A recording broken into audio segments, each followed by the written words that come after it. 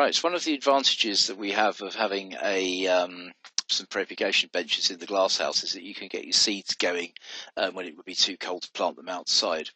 So here's an example of some fennel. We're recording this in the middle of March. These photos were probably taken about a week ago.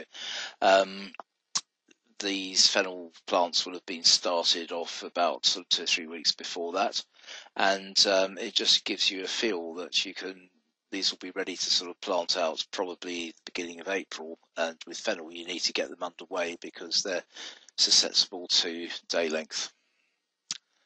Here's some examples of some squash and radicchio, which we've also got, and you can see that they're really quite well grown and looking healthy.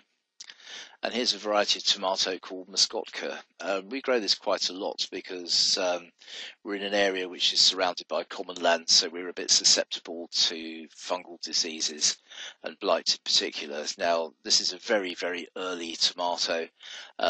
It's actually a very sort of dwarf sprawly bush, and one thing that we have found is it's actually quite good to plant it through some wire netting, which is maybe about sort of 4 to 6 inches off the ground, and that will basically support the trusses so that they don't go on the ground. We're actually growing them through Mypex in the glass house, but these are a really, really early variety. They've got a good flavour. They're sort of small bush types, and we grow them because it means that we can get a good crop in before the blight shows up. So it's got a real advantage.